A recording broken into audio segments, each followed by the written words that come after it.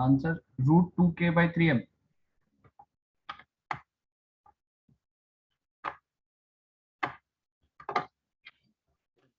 देखो उसको हम एनर्जी मेथड से भी सॉल्व करेंगे बेसिकली, एंड जो हमारा Newton second law second method है उससे भी सॉल्व करते हैं, ठीक है। तो उससे बेसिकली आपको एक क्लैरिटी मिल जाएगा कि किस तरीके से हम क्वेश्चंस कर सकते हैं, ठीक है। स्टार्ट करते हैं,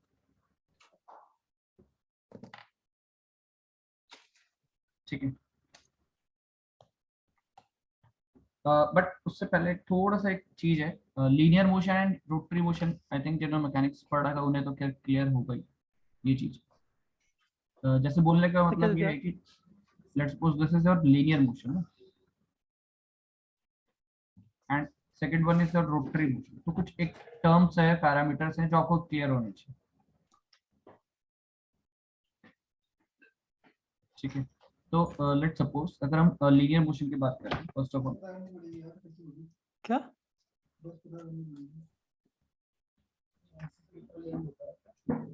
तो जो ऑफिशियल साइट में आना पड़ेगा।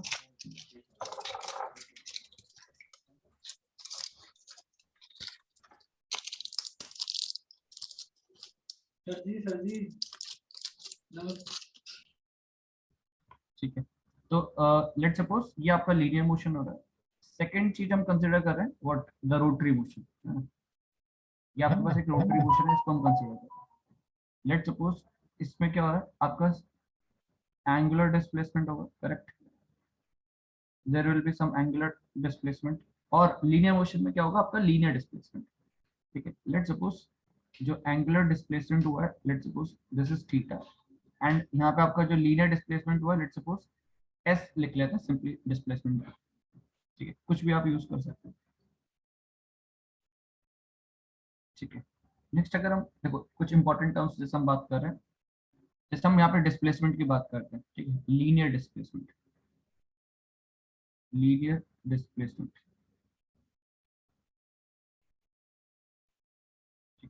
It will B S. Angular displacement यहाँ पे होगा आपका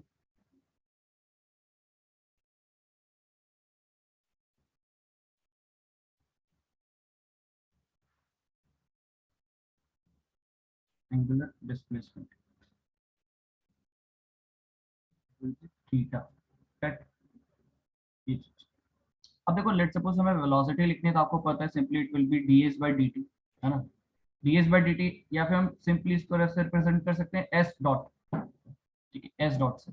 यहाँ पे अगर हम बात करें एंगुलर वेलोसिटी की, it will be d theta, and simply we can write it as theta dot, ये चीज।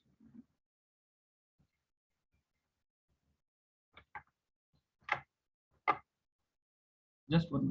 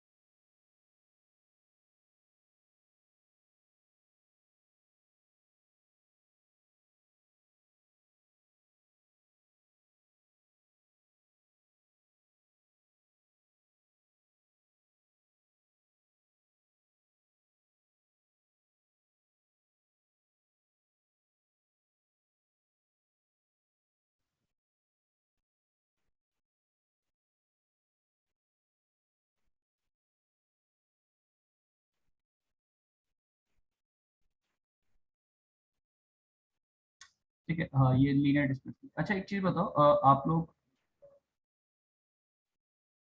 अगर हम इवनिंग में करें क्लास, तो ऐसा किसी को इशू या कुछ प्रॉब्लम तो नहीं होगा ना, इवनिंग का टाइमिंग थ्योरी ऑफ मशीन के लिए, ठीक है।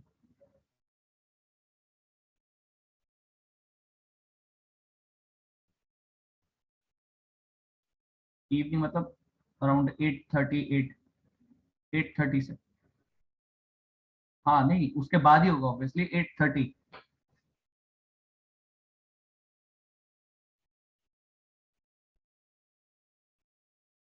हाँ मेरे ख्याल से होना नहीं चाहिए, शाम को तो सब फ्री हो 8:30 बजे के बाद।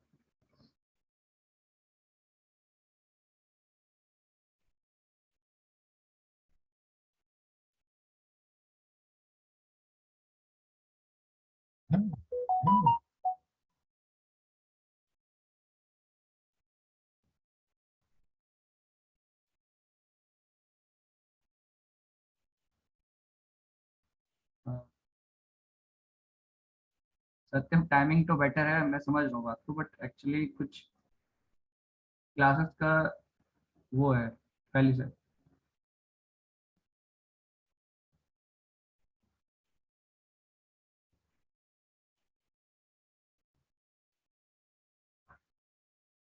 Dinner time keep it after 9।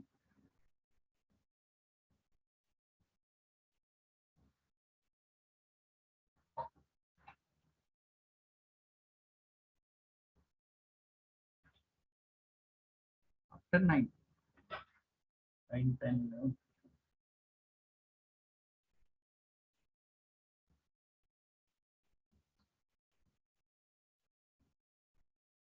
चलो एक बार कंफर्म करके आपको मैं बताता हूँ, है ना।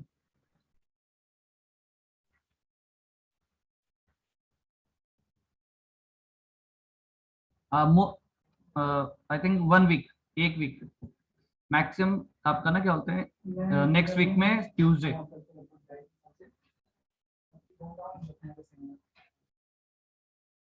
Next week up to Tuesday basically.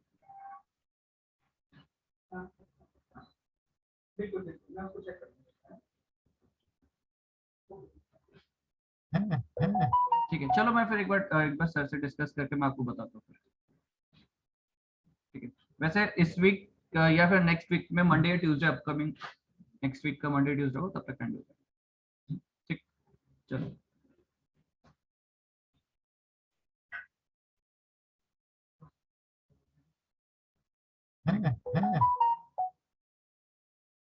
वो हम बात करते हैं फिर, जैसे भी होता है फिर डिस्कस करते हैं। ठीक है, अच्छा ये तो वेलोसिटी की बात होगी, देन अगर हम बात करें एक्सेलरेशन की, it will be dv by dt। Simply we can write what, s double dot, जैसे हम x डबल डॉट लिख रहे थे बेसिकली। ठीक है, देन अगर आप एंगुलर मोशन की बात करते हो, दैट इज रोटरी मोशन की बात करते हो, alpha will be there, that is d omega by dt। ठीक है, it will be what, theta double dot, theta double dot, ठीक है, थीटा डबल डॉट। ठीक है, एंड ऑब्वियसली बात है, जब आप लीनियर मोशन की बात करते हो, कौन रिस्पॉन्सिबल है, बेसिकली द फोर्स, है ना। We can write it like this कि according to Newton second law कि मास इनटू एक्सीलरेशन, ये simply m into s double dot. And यहाँ पे रोटेशन की जब बात करते हैं तो यहाँ पे इंपॉर्टेंट हो जाता है टॉर्क। ठीक है, that is I alpha. Mass की जगह मास मोमेंट ऑफ इनर्शिया आएगा रोटेशन के केस में, alpha basically angular acceleration, and we can write it like this कि I into theta double dot.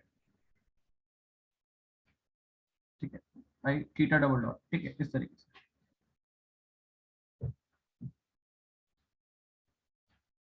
Correct, तो ये चीजों का ध्यान रखना है। सेकेंडली आपका है काइनेटिक एनर्जी वाला part, half M V square. ठीक है, काइनेटिक एनर्जी की बात करें इस केस में क्या हो जाएगा, हाफ आई ओमेगा स्क्वायर। ठीक है, हाफ आई ओमेगा स्क्वायर, वहाँ हाफ एम वी स्क्वायर, या हाफ आई ओमेगा स्क्वायर। ठीक है, करेक्ट, ये बेसिक डिफरेंस आपको पता होना चाहिए। ठीक है, चलो। अच्छा एक चीज बताओ, लास्ट हमने क्या बेसिकली मोमेंट ऑफ इनर्शिया के कुछ सर्टेन फॉर्मूला लिखे थे, आई थिंक आप लोगों को याद होगा शायद, लिख लिए थे वो हमने।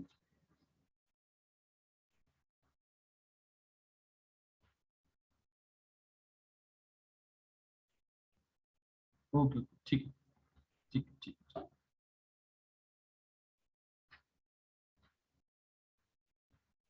ठीक है, तो हमारे पास जो केस है उसको डिस्कस करते हैं।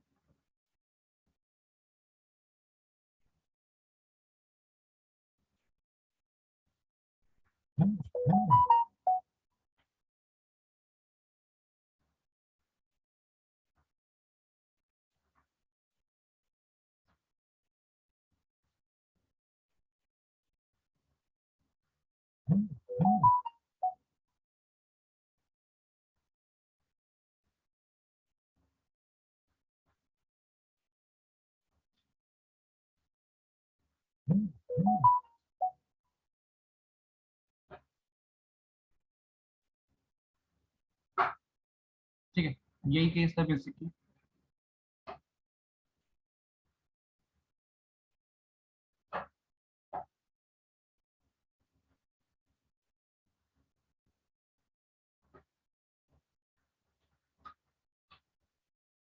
ठीक है, अब एक चीज बताओ यहाँ पे, लेट सपोज यहाँ पे ना एक चीज है कि गिवन है कि आपका क्या है ना, फ्रिक्शन नहीं है यहाँ पे। Let suppose this is given as कि फ्रिक्शन नहीं है यहाँ पे, there is no friction, friction is zero. अब अगर फ्रिक्शन जीरो हुआ, अच्छा चलो फ्रिक्शन जीरो से पहले अगर मैं ये चीज बोलूं, स्टार्टिंग में क्या है, ये स्टैटिक इक्विलिब्रियम कंडीशन है। ठीक है, it is an static equilibrium condition, correct. ये आपका स्टैटिक इक्विलिब्रियम कंडीशन है, ठीक है, प्रॉपर्ली बैलेंस्ड है। अब कोई सिस्टम में वाइब्रेशन तभी इंट्रोड्यूस होंगे जो ऑलरेडी स्टैटिक इक्विलिब्रियम है, जब आप उसको डिस्टर्ब करते हो। ठीक है, वाइब्रेशन तो तभी इंट्रोड्यूस होंगे किसी भी पर्टिकुलर सिस्टम में जो ऑलरेडी पहले से स्टैटिक इक्विलिब्रियम हो, जब तक आप उसमें कुछ इनिशियली डिस्टर्बेंस प्रोवाइड नहीं करते। ठीक है, आपने डिस्टर्बेंस प्रोवाइड किया, देन इट विल वाइब्रेट। ठीक है, देन इट विल वाइब्रेट, आपको पता होना चाहिए, क्योंकि डिस्टर्बेंस देने के कारण ही सिस्टम में वाइब्रेशंस बेसिकली आ रहे हैं, है ना। जो ऑलरेडी स्टैटिक इक्विलिब्रियम में, तो वहां वाइब्रेशंस की तो कोई मतलब ही नहीं। बट आपने क्या करा, उसका फ्रीक्वेंसी चेक करने के लिए इनिशियली डिस्टर्ब किया। अब एक चीज देखो, अगर इस पर्टिकुलर केस में अगर मैं बोल रहा हूँ फ्रिक्शन जीरो है, फ्रिक्शन जीरो, तो क्या यहाँ पे रोटेशन पॉसिबल हो पाएगा कभी?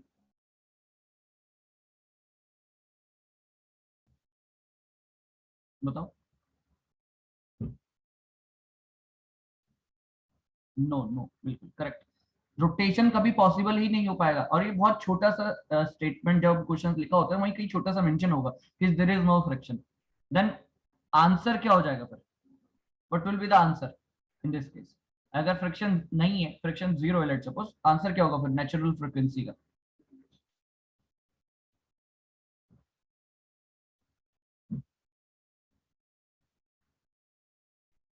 Root k by, yes correct correct, root k by. Because because if there is no friction it will simply slide, वो सिंपली स्लाइड करेगा। ठीक है, ट्रांसलेटरी मोशन करेगा, लीनियर मोशन करेगा, रोटेशन तो पॉसिबल ही नहीं है, तो सिंपली वो ट्रांसलेट करते हुए चले जाएगा। ठीक है, and if there is friction then possibility है कि भाई वो रोटेशन कर सकता है। ठीक है, तो बेसिकली क्या होगा, क्वेश्चन में वैसे मेंशन होगा ये चीज कि देयर इज फ्रिक्शन और if there is no friction, ये दोनों कंडीशन हो सकती है पॉसिबल। तो कहने का मतलब सिंपली ये था कि यहाँ पे फ्रिक्शन लेट सपोज आपको गिवन है। ठीक है, फ्रिक्शन गिवन बोलने का मतलब friction is not equals to zero. ठीक, ये चीज हम बोल रहे हैं, ये चीज, और ये चीज है तभी मैं बोल पा रहा हूँ कि there will be a rotation, that's why there will be a rotation.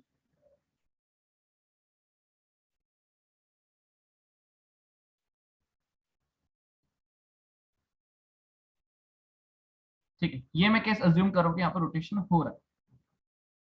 अब रोटेशन हो रहा है ना, ठीक है, रोटेशन पॉसिबल है यहाँ पे, तो क्या कर रहा है, इनिशियली तो स्टैटिक इक्विलिब्रियम में, आपने क्या करा, बेसिकली इसको डिस्टर्ब किया।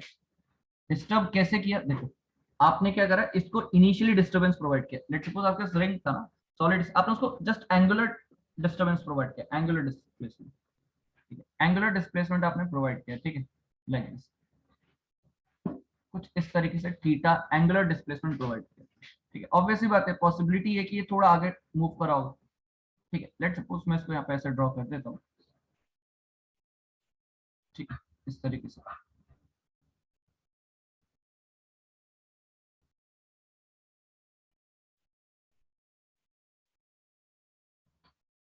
ठीक, इस तरीके से आगे टर्न, क्योंकि ट्रांसलेट भी करेगा, रोटेशन भी करेगा। ठीक है, ये चीज ध्यान रखना, आपने एंगुलर डिस्प्लेसमेंट दिया ना, तो रोटेशन तो हो रहा है definitely, but it is also translating.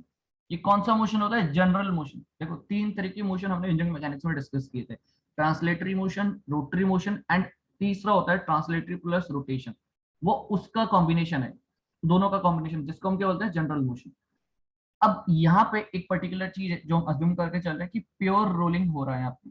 There will be pure rolling case, ठीक है, प्योर रोलिंग केस होगा, और प्योर रोलिंग केस होता है तो आपको पता है velocity will be are omega, ठीक है। बाकी उसके अलावा भी जनरल मोशन में और भी केसेस होते हैं जहाँ स्लाइडिंग स्कीटिंग सब कुछ पॉसिबल है, वो हम देखेंगे इंजन मैकेनिक्स में, बट जनरली हम जब थ्योरी मशीन डिस्कस करते हैं तो सिंपल केस की हम बात कर रहे हैं, प्योर रोलिंग वाले मोशन, ठीक है। तो ये आपने एंगुलर डिस्प्लेसमेंट दिया। अब एंगुलर डिस्प्लेसमेंट देने की वजह से आपको ये चीज तो पता है कि ये जो आपके पास ये स्प्रिंग है ना, इट विल स्ट्रेच, है ना, इसका कुछ स्ट्रेच होगा, ये इलोंगेट करेगी कुछ। अब स्ट्रेच हुआ है, इलोंगेट हुआ है, there will be some strain energy which is stored in the spring, strain energy कुछ स्टोर होने वाली है स्प्रिंग के अंदर, ठीक है। और बेसिकली ये जो डिस्क था, दिस इज योर डिस्क, ये जो डिस्क था, डिस्क में क्या हुआ, डिस्क का रोटेशन हुआ एक तो, और साथ साथ ट्रांसलेशन भी हुआ। अब अगर मैं एनर्जी मेथड से जाता हूँ इसको सॉल्व करने के लिए, तो मुझे टोटल एनर्जी लिखनी है, टोटल एनर्जी का समेशन करके क्या करना है, differentiate and equate it to zero. First of all आपको ये चीज अंडरस्टैंड करना है कि कौन कौन सी एनर्जीज इन्वॉल्व है। एक तो सिंपल है कि भाई आपका स्प्रिंग में जो डिफॉर्मेशन आए हैं, ठीक, स्प्रिंग में जो भी डिफॉर्मेशन आए उसकी वजह से एक स्ट्रेन एनर्जी है, एक स्ट्रेन एनर्जी आ गया आपका स्प्रिंग के अंदर। अब अगर आप डिस्क की बात करते हो तो कौन कौन सी एनर्जीज इन्वॉल्व होगी, एक तो डिस्क रोटेट कर रहा है एंड ट्रांसलेट भी कर रहा है, so there will be kinetic energy, but kinetic energy के दो पार्ट होंगे, एक रोटेशनल काइनेटिक एनर्जी और एक ट्रांसलेटरी जो आपका होता है लीनियर काइनेटिक एनर्जी, वो चीज, क्योंकि ट्रांसलेट भी है रोटेशन भी है, तो दोनों को आप कंसिडर करो, ठीक है। सिंपली प्योर रोटेशन नहीं हो रहा है, रोटेशन प्लस ट्रांसलेशन, ठीक है। तो बेसिकली तीन एनर्जी यहाँ पे इन्वॉल्व है टोटल, ठीक है। तो यहाँ पे हम नेक्स्ट इसी में आगे लिखेंगे फर्दर, ठीक है। तो मोशन कौन सा है हमारे यहाँ पे, फर्स्ट ऑफ ऑल पहले तो ये लिख लेते हैं, मोशन है आपका general motion,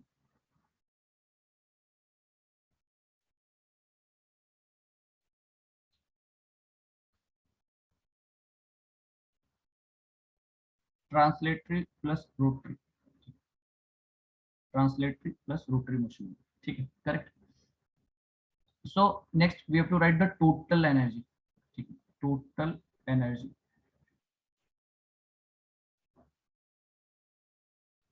next we have to write the total energy, and total energy में आपका सबसे पहले आ जाएगा, स्प्रिंग की बात करते हैं ना सबसे पहले, लेट्स सपोज स्प्रिंग की बात करते हैं, स्प्रिंग में आपका हाफ के एक्स स्क्वायर, जो की पोटेंशियल और स्ट्रेन एनर्जी स्टोर हो रही है स्प्रिंग के अंदर, हाफ के एक्स स्क्वायर, ठीक है, प्लस आपका हो जाएगा what, the kinetic energy, kinetic energy आपका फर्स्ट वन, मैं सॉलिड डिस्क की बात कर रहा हूँ, half M V square, translatory वाला, और एक देन रोटेशनल वाला हाफ आई ओमेगा स्क्वायर, ठीक है, ये चीज। तो this is for the spring, ये स्प्रिंग के लिए हमने लिखा बेसिकली, ये हमने स्प्रिंग के लिए लिखा है,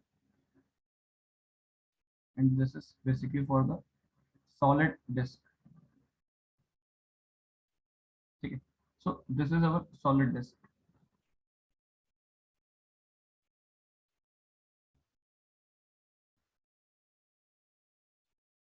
ठीक, इस तरीके से ये चीज, तो स्प्रिंग एंड सॉलिड डिस्क हो गया, ठीक है। अच्छा, ये चीज आप यहाँ पे समझना कि मैं क्या अज्यूम कर रहा हूँ कि ये जो इसका सेंटर वाला पार्ट है, क्योंकि लीनियर डिस्प्लेसमेंट की हम बात कर रहे हैं ना, सॉलिड डिस्क लीनियरली भी आपका आगे मूव कर रहा है, ट्रांसलेट भी कर रहा है, रोटेट भी कर रहा है, सो लेट सपोज कि there will be some linear displacement, let suppose यहाँ से यहाँ तक कुछ एक्स डिस्प्लेसमेंट हो गया, ठीक है, लेट सपोज ऐसा कुछ आपका एक्स डिस्प्लेसमेंट है ना, वो चीज है हाफ के एक्स, क्योंकि जितना इलोंगेशन हुआ होगा स्प्रिंग का बेसिकली, उसी के corresponding strain energy will be store, ठीक है, करेक्ट है, यहाँ तक ये चीजें क्लियर, ठीक है। Let's suppose this is originally O, then it is O dash, consider कर रहे हैं इसको, तो ये तो आपने थीटा जो था, this is the disturbance, this is what disturbance, ये चीज क्या है हमारे पास, disturbance, it is the disturbance, ठीक, करेक्ट, यहाँ तक चीजें क्लियर। अब देखो नेक्स्ट, अच्छा हम यहाँ प्योर रोलिंग की बात कर रहे हैं, तो प्योर रोलिंग के केस में velocity will be are omega, ठीक है, फॉर प्योर रोलिंग, ठीक है। बेसिकली हम देखेंगे इसको जब मैकेनिक्स वाला पार्ट पढ़ेंगे, मैकेनिक्स का हमने सिर्फ अभी फर्स्ट पार्ट ही कंप्लीट किया है, सेकंड पार्ट रिमेनिंग, ठीक है, वो भी करना है। For pure rolling we can write की velocity will be are omega, है ना, ये चीज। ठीक है, अब ये सारे वैल्यूज इसमें हम पुट करते हैं, ठीक है, तो क्या हो जाएगा, it will be half K X square, ये तो एज इट इज है, ठीक है, हाफ एम वी स्क्वायर, ठीक है, एंड व्हाट हाफ, अच्छा moment of inertia will be what, moment of inertia क्या लिखने वाले हो आप, मोमेंट ऑफ इनर्शिया सॉलिड इसका आपको याद होगा क्या लिखा था हमने, है ना, 3/2,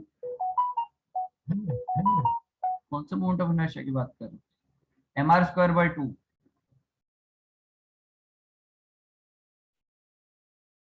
M R square by two, ठीक है, M are square by two and omega, omega क्या लिख सकते हो बेसिकली, देखो ये इस पर्टिकुलर फॉर्मूले से you can write v by r, v by r का that is v square by r square, ठीक है, करेक्ट, ये चीज, यहाँ तक चीजें क्लियर है, तो इसको अगर आप सॉल्व करते हो बेसिकली हो जाएगा half K X square, half K X square, ठीक है, M half M V square, यहाँ पे आर स्क्वायर ये पार्ट आपका बेसिकली कैंसिल आउट होना, this r square part will be cancel out, remaining will be what 4, यहाँ पे आपका 4 बन गया 2, ठीक है, 3/mv square, 3/4 basically, 3/4 M V square, ठीक, ये चीज करेक्ट यहाँ तक, तो this will be your total energy, this will be your total energy,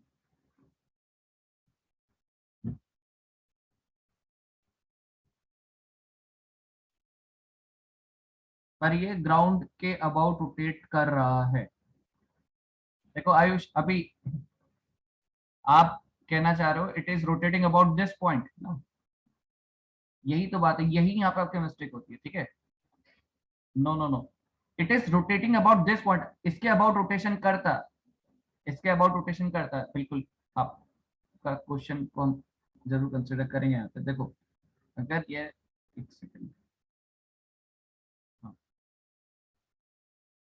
आप कह रहे हो कि इस पॉइंट के अबाउट रोटेशन कर रहा है, अब अगर इस पॉइंट के अबाउट रोटेशन कर रहा है ना, तो ये ऐसे ऐसे नहीं घूमेगा क्या,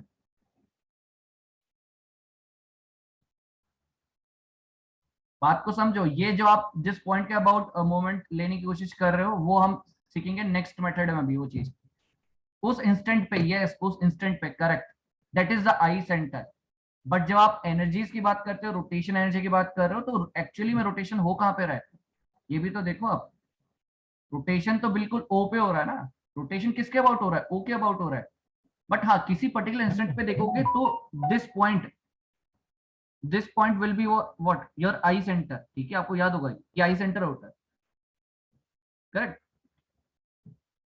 वो बात बिल्कुल सही है, ठीक है, बट आपको एक चीज नोट करना है, अभी देखो this is the rotation point, ठीक है, आपका जो डिस्क रोटेट कर रहा है बिल्कुल एग्जैक्टली सेंटर के अबाउट रोटेशन कर रहा है, जब उसका काइनेटिक एनर्जी लिखोगे, अच्छा मुझे एक चीज बताओ, ठीक है, आप एंगुलर डिस्प्लेसमेंट जब बात कर रहे हो, ये जो एंगुलर डिस्प्लेसमेंट दिया है हम इसके रेस्पेक्ट में बात कर रहे हैं, इनिशियली आपका ये पहले ऐसे था, ठीक है, इनिशियली ऐसे था, फिर ये ऐसे हो गया, ये आपने थीटा टर्न किया, एंगुलर डिस्प्लेसमेंट दिया, एंगुलर डिस्प्लेसमेंट हम किसके अबाउट दे रहे हैं, सेंटर के अबाउट दे रहे हैं, ठीक है, so we will write the moment of inertia about centre only, ठीक है, अगर आप एक चीज सोचो फिर पता क्या होता है, अगर मैं इसके about let suppose angular displacement देता, अब पहली बात पॉसिबिलिटी है क्या मैं इसके अबाउट एंगुलर डिस्प्लेसमेंट दे दूं, चलो छोड़ो, पहले बात ये बताओ इसके अबाउट पॉसिबिलिटी है क्या एंगुलर डिस्प्लेसमेंट की, आप किसके अबाउट एंगुलर डिस्प्लेसमेंट दे रहे हो, आप कहाँ फोर्स लगा रहे हो, बात ये समझो, इसके अबाउट अगर आप एंगुलर डिस्प्लेसमेंट दोगे तो कहने का मतलब ये है, कहने का मतलब ये है कि आप बोलना चाह रहे हो कि ये जो मेरा सर्कल है इट विल रोटेट, अब ये पॉसिबिलिटी तो है नहीं, ये तो हॉरिजॉन्टल प्लेन है ना, ये तो कभी ऐसे जा ही नहीं सकता, तो इट विल ट्रांसलेट ट्रांसलेट होते हुए आगे जाएगा ये, तो इसके अबाउट एंगुलर डिस्प्लेसमेंट देने का मतलब ही नहीं है कुछ, ठीक है, ये जो डाउट आपका क्यों आ रहा है बेसिकली, इसको अभी हम डिस्कस करेंगे सेकंड मेथड में, ठीक,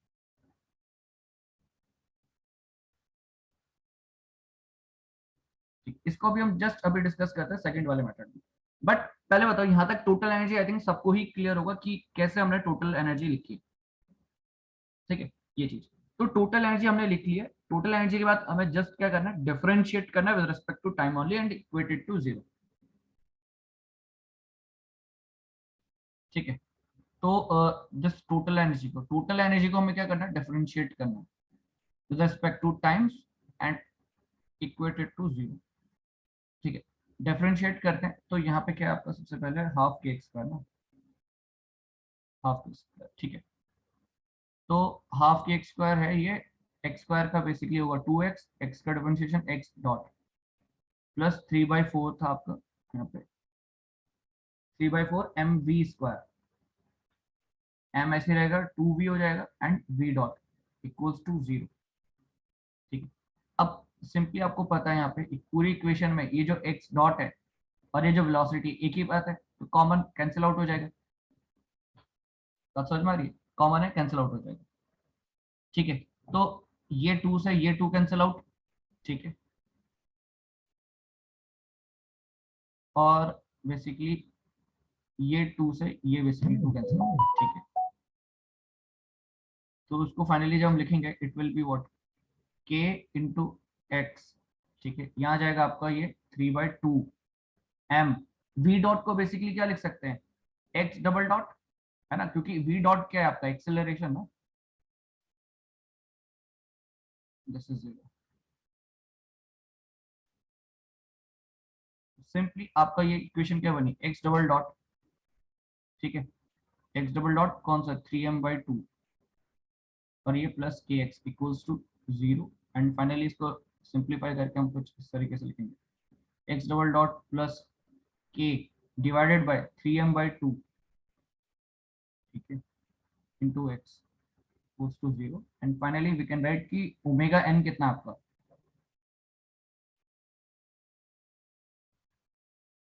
omega n will be what 2k/3m, 2k/3m, है ना, करेक्ट, रेडियन पर सेकंड, क्लियर है, ठीक है। हमें फॉर्मूला याद नहीं करना है, ठीक है, पहली बात तो फॉर्मूला याद नहीं करना है, क्यों नहीं याद करना है, बिकॉज देखो यहाँ पे इसको ना, इसके कितने 4-5 क्वेश्चंस वैरायटी बन सकती है, कैसे, जस्ट चेंज क्या करना है पूरे क्वेश्चन में, ये जो आपने सॉलिड डिस्क माना है, you consider this particular as the solid disc, ये सॉलिड डिस्क है। अब ये स्फेयर हो, हॉलो स्फेयर हो, रिंग हो, सिलेंडर हो, कुछ भी हो, आपको मोमेंट ऑफ इनर्शिया का फॉर्मूला पता होना चाहिए, जस्ट आपको क्या पता होना चाहिए, मोमेंट ऑफ इनर्शिया का फॉर्मूला। मोमेंट ऑफ इनर्शिया का फॉर्मूला पता है तो जितने भी 5-6 वैरायटी के क्वेश्चन बनेंगे वो आप सारे इजीली कर लोगे, है ना, क्योंकि यहाँ पे हमने केस में क्या कंसिडर करा है, this is the solid disc. अब ये सॉलिड डिस्क की जगह आपका स्फेयर हो, सॉलिड हॉलो हो, सिलेंड्रिक सिलेंडर हो, बेसिकली रिंग हो, कुछ भी एक्स वाई जेड, तब इजीली कर सकते हो, जस्ट आपको मोमेंट ऑफ इनर्शिया का फॉर्मूला पता होना चाहिए। कंसेप्ट यही है, initially system is in static equilibrium and we initially provide some initial disturbance, because of that disturbance vibration will be developed। देखो सिंपल सी बात है कि आपका स्टैटिक इक्विलिब्रियम बोलने का मतलब आप क्या बेसिकली कोई भी प्रॉपर्ली बैलेंस्ड है, कुछ भी आपके चेंजेस नहीं है सिस्टम में, मतलब कुछ भी अनबैलेंसिंग नहीं है सिस्टम, सिस्टम प्रॉपर्ली बैलेंस है, स्टैटिक इक्विलिब्रियम कंडीशन। अब कोई आके, तो अगर कोई आके आपको छेड़ दे, है ना, तो परेशानी होगी, और वही परेशानी बेसिकली क्या है, वाइब्रेशन। अब अगर आपके अंदर आपका इंटरनल डैम्पिंग सिस्टम इतना स्ट्रांग है कि वो जो जो डिस्टरबेंस आया था आपने उसको इजीली डैम्प आउट कर दिया, खत्म कर दिया उसको, तो अच्छी बात है। अगर आपके अंदर कुछ इंटरनल डैम्पिंग सिस्टम नहीं है तो डेफिनेटली आप जिंदगी भर परेशान रहते रहोगे, है ना, वो मोशन इधर से इधर, इधर से इधर, इधर से इधर चलता रहेगा, ये आपका पेंडुलम है, ये इधर से इधर, इधर से इधर, इधर से इधर, इधर से इधर चलते रहेगा। तो इंटरनल डैम्पिंग सिस्टम हमेशा होना चाहिए सिस्टम के अंदर, जब कोई भी सिस्टम हो, क्योंकि सिस्टम है, इनिशियली डिस्टरबेंस कहीं ना कहीं से आता ही रहेगा। हम डिस्टरबेंस को कंट्रोल नहीं कर सकते, हमारे सिस्टम के अंदर कुछ ऐसा कंट्रोलिंग फैक्टर होना चाहिए, बेसिकली डैम्पिंग सिस्टम ऐसा कुछ होना चाहिए जो कि एक्सटर्नल डिस्टरबेंस की वजह से जो वाइब्रेशन सेटअप हुए उसको ग्रेजुअली रिड्यूस कर दे, ठीक है, वो चीज है। तो जस्ट सिंपल आप लाइफ से भी रिलेट कर सकते हो वो चीज, है ना, होता है ना लाइफ में 10 तरह के डिस्टरबेंस आते हैं एंड उस डिस्टरबेंस की वजह से वाइब्रेशंस हो जाते हैं लाइफ में, तो डैम्पिंग सिस्टम आपका अच्छा है तो फिर वो वाइब्रेशंस इजीली खत्म भी हो जाएंगे, तो वो वाली चीज है। ठीक है, बताओ यहाँ तक क्लियर है सबको? ये वाला पार्ट क्लियर है ना? ये पार्ट क्लियर है सबको?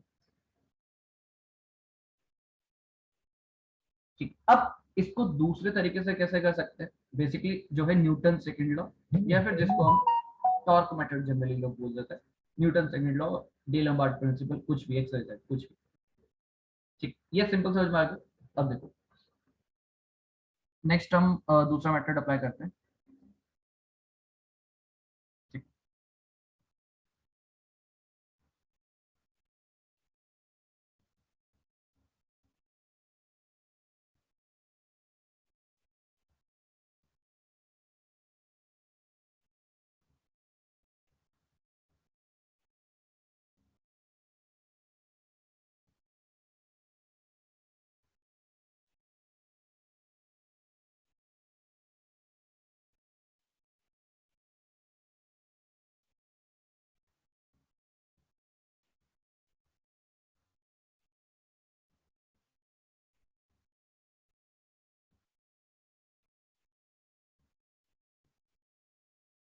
ठीक है, सेम केस है आपके पास, एंड आपने यहाँ पे इस तरीके से कनेक्टेड है। ठीक है,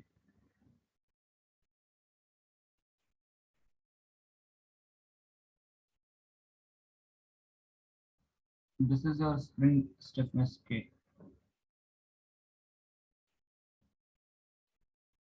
इस तरीके से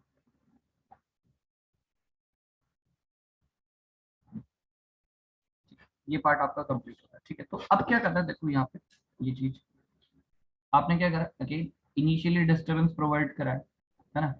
थीटा एक एंगुलर डिस्प्लेसमेंट आपने प्रोवाइड करा है। थीटा क्या है आपका? एक एंगुलर डिस्प्लेसमेंट।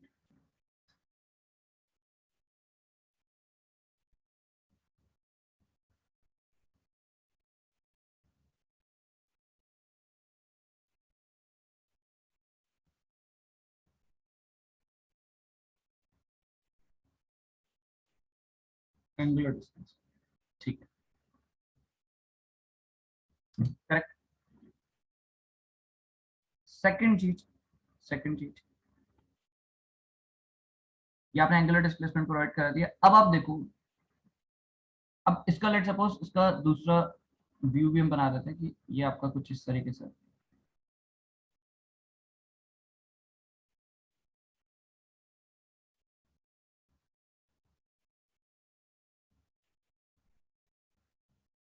या फिर इसको इस तरीके से सिंपल। ये आपका इनिशियली इनिशियली ये ऐसे था लाइन। ठीक है, इट इज इनिशियली वर्टिकल। ठीक है, बेस्ट है, इससे समझ में आ जाएगा। And it will be like this, थोड़ा सा आपका क्या हो जाएगा, इस तरीके से एंगुलर डिस्प्लेसमेंट आएगा कहीं ना कहीं।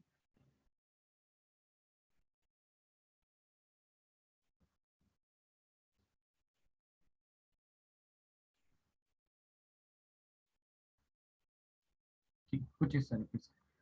तो ये क्या है, इनिशियली जो वर्टिकल था, एंगुलर डिस्प्लेसमेंट आपने दिया थीटा, कुछ एक एंगुलर डिस्प्लेसमेंट। ठीक है, एंगुलर डिस्प्लेसमेंट दिया होगा, लेट सपोज। ठीक है, ये थीटा है। ठीक है, दिस इज व्हाट, ये आपका थीटा,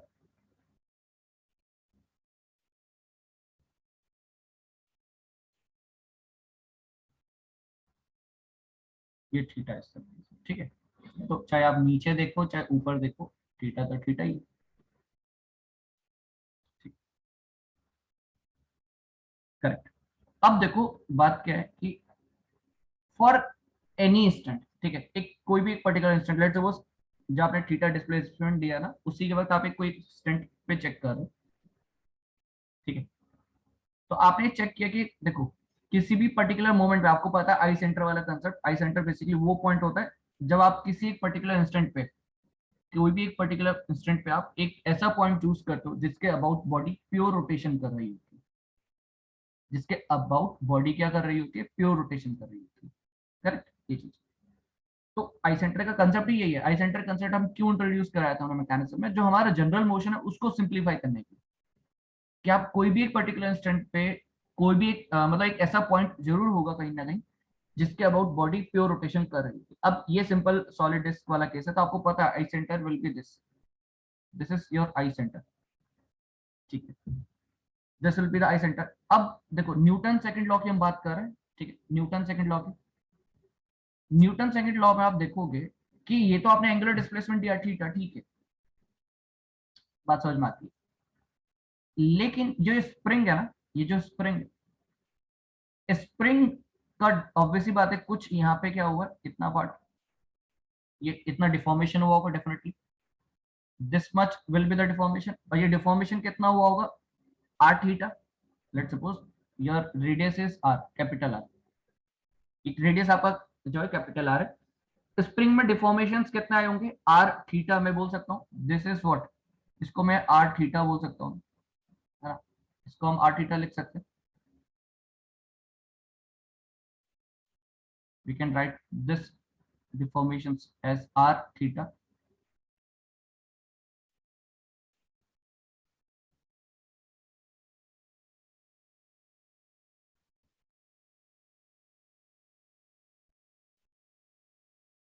ठीक है। अब एक चीज है देखो, ये r थीटा है, तो आपको पता है स्प्रिंग फोर्स कहीं ना कहीं कुछ यहाँ पे ऐसे लग रहे होंगे, this will be the spring forces, spring force क्या होंगे आपको पता है, k into x, x will be what, the deformations in the spring, deformations in the spring will be what, r theta, तो मैं सिंपली लिख सकता हूँ k into r theta, correct है। स्प्रिंग फोर्स जो लगेगा बेसिकली, ऑब्वियसली बात है डिस्प्लेसमेंट के अपोजिट लगेगा, तो k इंटू एक्स होता है, k इज और stiffness, r theta basically the deformation और द जो आपका इलोंगेशन हुआ है वो r थीटा, तो F S will be what, k into r theta. अब क्या है, मुझे न्यूटन सेकंड लॉ अप्लाई करना है, मुझे क्या करना है, applying the Newton second law,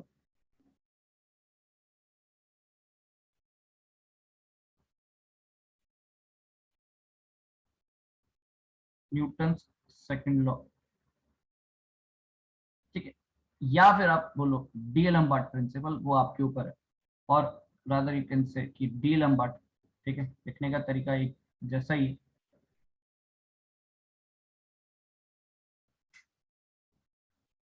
ठीक है, जो भी आपको कन्वीनियंट लगता है उसके अकॉर्डिंग आप लिख सकते हो, ठीक है। मुझे ये देखना है, अच्छा इन टर्म्स ऑफ रोटेशन आपको पता है, जस्ट हमने अभी बात भी किया था इनिशियली, ये चीज हमने क्या बात करी थी, ये होता है ना न्यूटन सेकंड लॉ में जनरली यही लिखते आ रहे थे अभी तक, अब क्या लिखा जाएगा,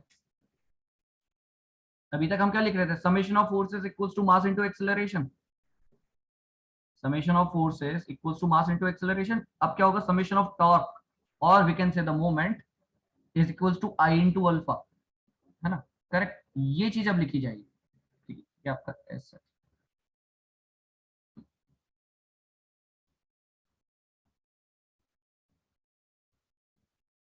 ठीक है, इस तरह से, ठीक,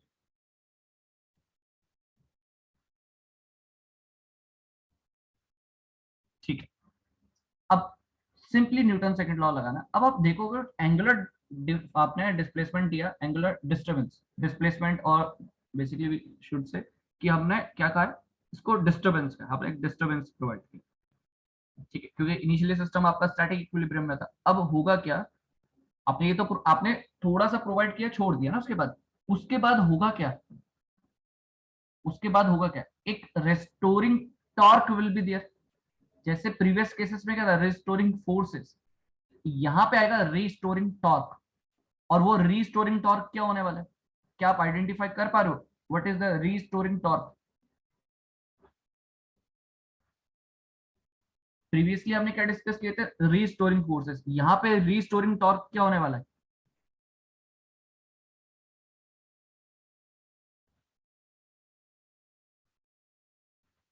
क्या आप आइडेंटिफाई कर पा रहे हो कि what will be the restoring torque,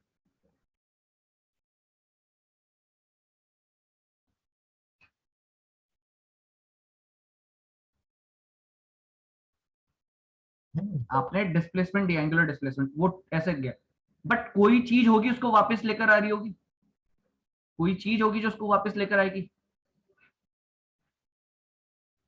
spring force, yes, but spring force in the terms, torque, torque के टर्म्स में restoring torque will be provided by the spring only.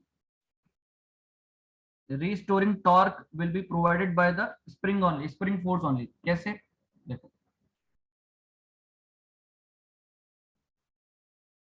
ये आपका लग रहा है ना, this is a spring force. You will take the torque about this particular point. So this will apply some torque about this particular point. Fs into R, जो आपने Fs लिखा है ना, into R basically, it will provide some restoring torque. ठीक है, it will provide some restoring torque. अभी आपने angular displacement दिया था, डिस्टर्बेंस दिया था, उसके corresponding theta dot will be the angular velocity, theta double dot will be the angular acceleration, but there will be some restoring torque provided by the spring force only, है ना? Correct, बिल्कुल बिल्कुल।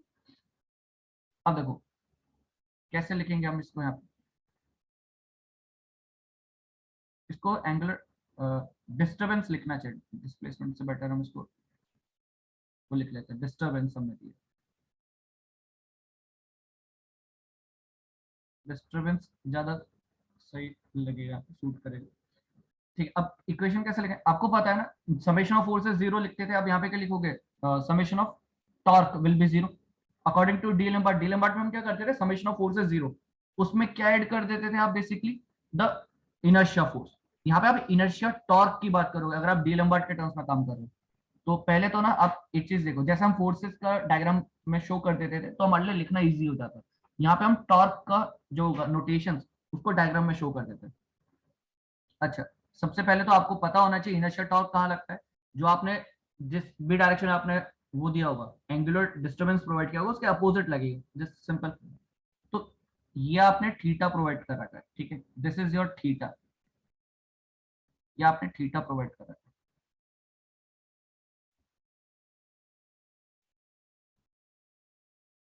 ये आपने theta provide कर रखा है, ठीक है, this is your theta, correct.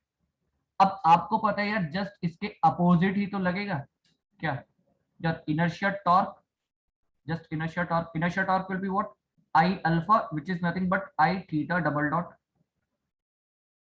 Correct, ये चीज। नेक्स्ट एक और चीज टॉर्क अपने लगने वाली है, because of the spring force, जिसको हम रिस्टोरिंग टॉर्क बोल रहे हैं, है ना, ध्यान रखना है तीनों चीज, वो भी किस डायरेक्शन में, इस पर्टिकुलर डायरेक्शन में ही लगेगी, रिस्टोरिंग टॉर्क, ठीक है। बेसिकली हो जाएगा आपका एफएस, एफएस के आपका के इंटू आर थीटा, कुछ इस तरीके से था, ये तो हो गया आपका पास FS, this is your FS spring force, multiplied by what, r again, so this is nothing but your restoring torque,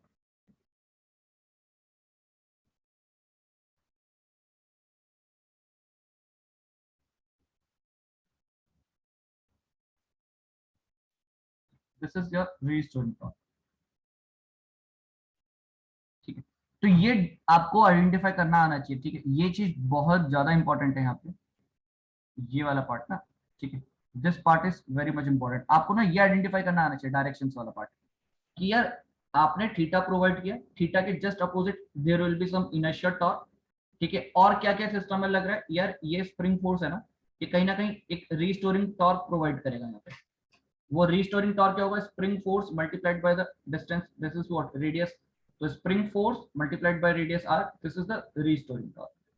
ये सब हमने किसके अबाउट लिया, the point about which pure rotation is taking place, pure rotation is taking place, that is the I centre या hinge point, आप hinge point बोलो, I centre बोलो, basically वो चीज, तो उस पॉइंट के अबाउट आप समेशन ऑफ फोर्सेस जीरो लेने वाले, तो summation of torque, basically summation of torque या समेशन ऑफ मोमेंट्स आप जीरो लेने वाले, ठीक है, करेक्ट। अब देखो कैसे यूज करना है, जस्ट आपने बस एक बार ये चीज लिख लिया ना, ये आइडेंटिफाई कर लिया ये कैसे लिखना है फॉर एनी एग्जांपल, तो आप इजीली क्वेश्चन लिख लो, इक्वेशन जो हमें लिखनी है बहुत इजी हो जाएगी। कैसे लिखने वाले हैं इसको, it will be written as what, आपका inertia torque I theta double dot plus क्या हो जाएगा, रीस्टोरिंग टॉर्क सेम डायरेक्शन में ही, के इंटू आर हो जाएगा, r square into theta equals to what, zero, this will be your equation, this will be your equation, ठीक, this will be your equation. अच्छा, I is the moment of inertia, we will take, अच्छा इसको यहाँ पे आप लिख भी लो, we will take the torque, take torque about hinge or basically the eye center, ये चीज eye center, ठीक है। ओके, तो ये कर दो। अब आई क्या, आई आपको मोमेंट ऑफ इनर्शिया लिखना है अबाउट द आई सेंटर, आपको शायद याद होगा हमने ये चीज लिखी हुई थी कि लेट्स सपोज दिस इज, अगर आपका कुछ ऐसा केस होता है तो आपको पता है सेंटर के अबाउट तो आपका basically it is M are square by 2, है ना। But if we want to write की,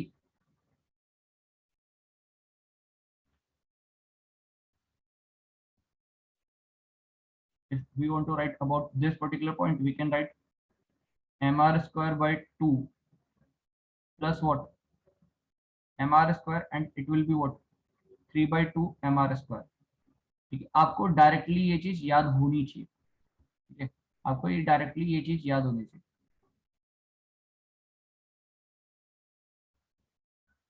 ठीक है। इधर सेंटर के अबाउट कंसीडर किया और एक हमने यहाँ पे कंसीडर किया, तो उस पर्टिकुलर केस में आपका ये 3/2 mr square। तो फाइनली यहाँ पे आई का वैल्यू हम रख लेंगे 3 mr square by 2, 3 mr square by 2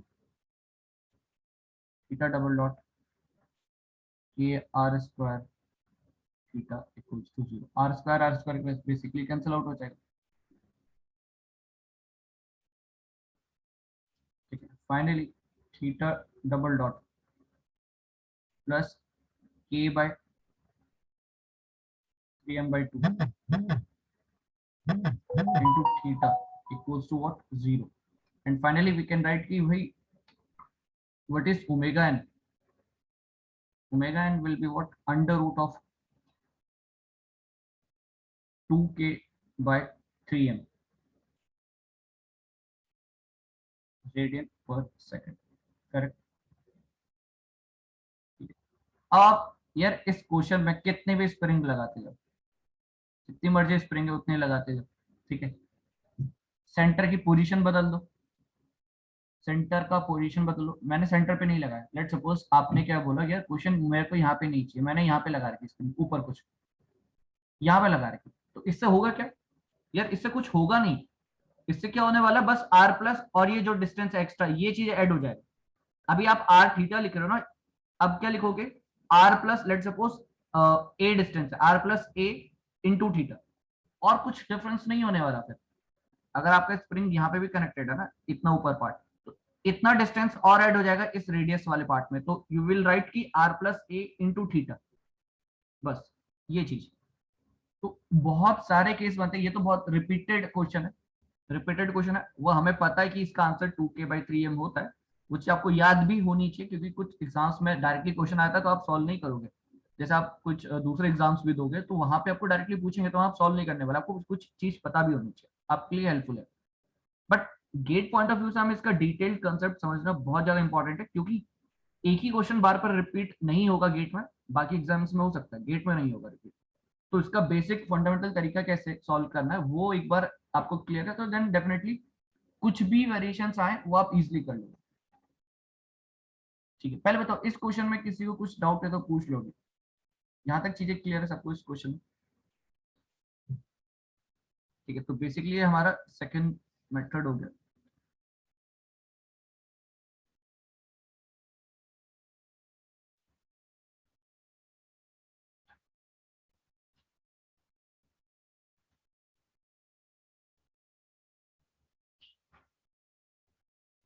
ठीक है।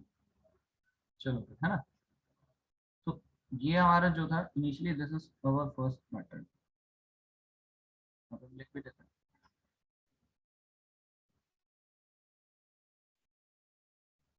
This is first first method,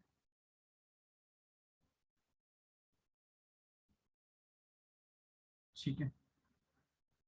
चलो देखो इसमें और क्या क्या क्वेश्चंस बन सकते हैं, पॉसिबिलिटी, वो भी हम देख लेते हैं। बेसिकली एक पेंडुलम वाला केस बन सकता है, वो भी हम डिस्कस कर लेते हैं।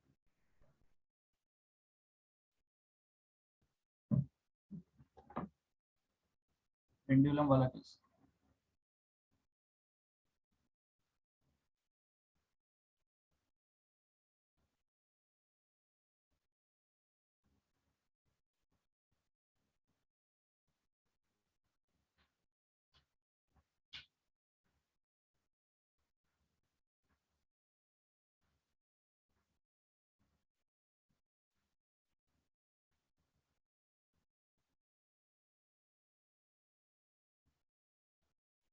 ठीक।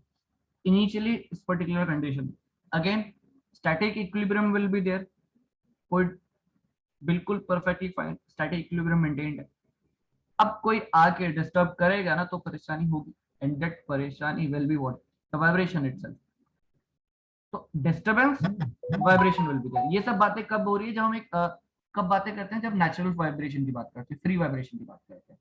सिस्टम आपका इनिशियल स्टार्टिंग इक्विलिब्रियम में ही है, बट आप डिस्टर्ब कर रहे हो सिस्टम को, तो वाइब्रेशन सेटअप होते हैं। अब सिस्टम के अंदर इंटरनल डैम्पिंग सिस्टम कुछ है तो वो उसको ग्रेजुअली रिड्यूस कर देगा, नहीं है तो फिर जिंदगी भर वो इधर से उधर, जैसे है ना पेंडुलम, ये चीज अगर ये रेजिस्टेंस नहीं होगा तो ये क्या होगा, इधर से उधर, इधर से उधर, इधर से उधर चलता रहेगा, ये चीज चलती रहेगी।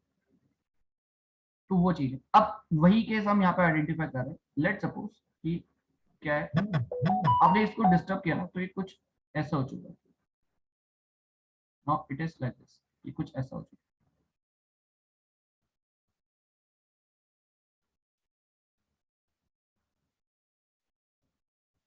ठीक, now it is like this, ठीक है, ये कुछ इस तरीके से। लेट सपोज कुछ आपने जो डिस्टर्ब किया है इसको, इट इज एंगुलर डिस्प्लेसमेंट या एंगुलर डिस्टर्बेंस, बेसिकली थीटा आपने प्रोवाइड किया। अच्छा, यहाँ पे कुछ सर्टेन चीजें हमेशा आपको नोटिस करनी है। लेट सपोज इसका लेंथ है एल टोटल, जिसका ये जो स्ट्रिंग है बेसिकली इसका लेंथ एल है, and let suppose it is massless.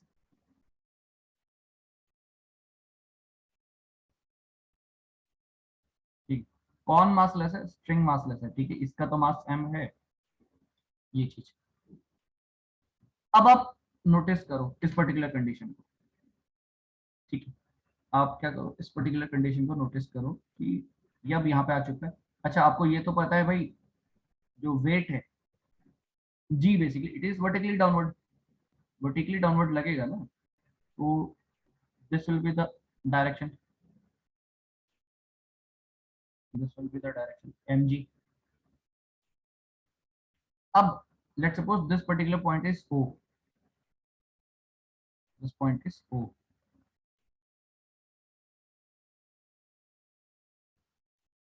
This is O.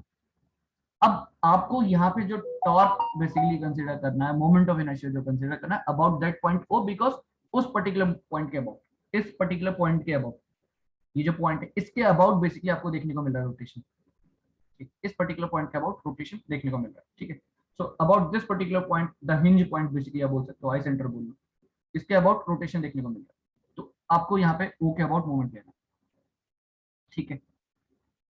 String is massless, ball का मास एम है, तो एम जी बेसिकली जो होगा ये it will provide some torque, है ना।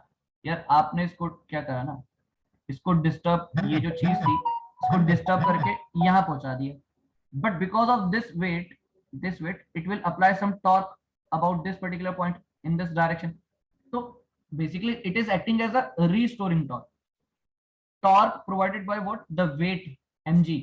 ये mg का जो टॉर्क लगेगा अबाउट दिस पर्टिकुलर पॉइंट, वो क्या होगा, एक तरीके से रीस्टोरिंग टॉर्क। जैसे प्रीवियस केस हमने देखा था ना, रीस्टोरिंग टॉर्क, यार डिस्टर्ब कर दिया आपने, कुछ आपने डिस्टर्ब किया तो उसके अगेंस्ट रीस्टोरिंग टॉर्क तो लगेगा ही लगेगा।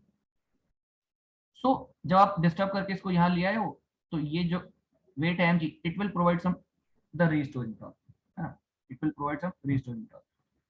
अब रिस्टोरिंग टॉर्क निकालने के लिए आपको पता हो तो होना चाहिए ना distances, distance will be what, आपको डिस्टेंस पता होना चाहिए, डिस्टेंस का आइडिया होना चाहिए, आपको ये डिस्टेंस बेसिकली पता होना चाहिए, ठीक है।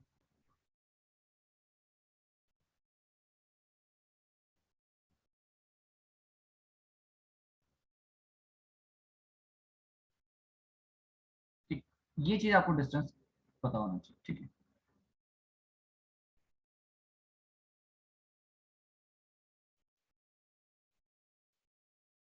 अब ये डिस्टेंस एल है, ये थीटा है, इसको मैं क्या लिखूंगा, it will be what, l sine theta, correct, because entire length, this entire length is what, l only, उसका vertical component will be what, l sine theta only, l sine theta. But आपको पता है जो disturbance है, ये जो theta, it is very small, so we can write sine theta equivalent to what, theta, we can write sine theta equivalent to theta, correct, ये चीज। तो क्या होने वाला, ठीक है, तो mg की वजह से टॉर्क लगेगा तो आपको पता चल गया, ठीक है। अच्छा, जो हमने डायग्राम यहाँ पे बनाया था ना इनिशियली, मतलब ये चीज जो हमने मेंशन की थी, ये सारी चीजें जो हमने मेंशन की थी, यही सारी चीजें यहाँ भी पर्टिकुलर मेंशन करने वाले हैं, 10 पर्टिकुलर एग्जाम्पल में, इस एग्जाम्पल में, ठीक है। देखो कैसे मेंशन करते हैं, ये तो आपने दिया थीटा इस तरीके से, ठीक है, इट इज व्हाट थीटा, ये जो आपने डिस्टर्बेंस प्रोवाइड किया, इसके अगेंस्ट, मतलब इसके अपोजिट डायरेक्शन में लगता है ना आपका what, inertia torque, inertial torque will be like this, inertial torque will be like this, I theta double dot, or we can write I alpha, or we can write I alpha,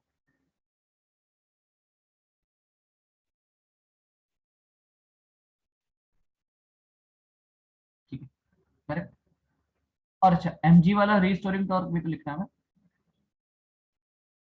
it will be what, mg into what, L sin theta,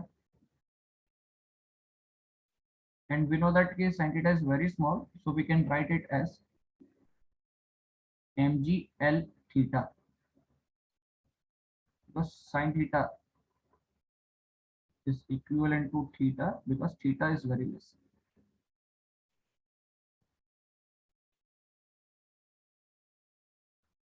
ये चीज, correct. अब बस हो गया आपके पास, सारे torques आपने लिख लिए, बस न्यूटन सेकंड लॉ या डीएलएम्बर्ट जो भी आपका माने लगाओ, और फाइनली आंसर लिखो, ठीक है। First one will be what, I theta double dot, ठीक है, प्लस डायरेक्शन सेम है तो MGL theta equals to what, zero, correct, MGL theta will be zero. अच्छा, आई क्या होने वाला, आई क्या लिखेंगे हम यहाँ पे, आई का वैल्यू बताओ जरा, आई का वैल्यू क्या लिखने वाला, what will be the value of I,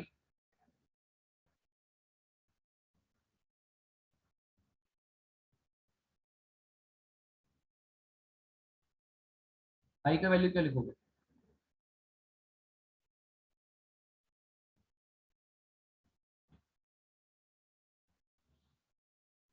ml square by 3,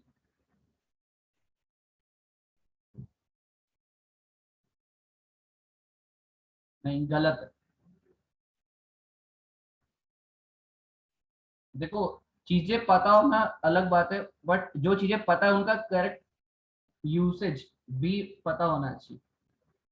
आपको कुछ सर्टेन फॉर्मूला रिलेशंस पता है, बट अगर आप उनको प्रॉपर्ली यूज नहीं कर रहे तो ऑब्वियसली बात है, फिर आप गलत करोगे। Satyam, yes correct, m L square, यार ये string m L square by 3 आप बोल रहे हो बिकॉज आपको माइंड में क्या चल रहा है, आपके माइंड में चल रहा है ये, this is the rod, and you are thinking कि हम इसके अबाउट इसका मोमेंट ऑफ इनर्शिया निकाल रहे हैं, तो ये एम एल स्क्वायर बाई 3।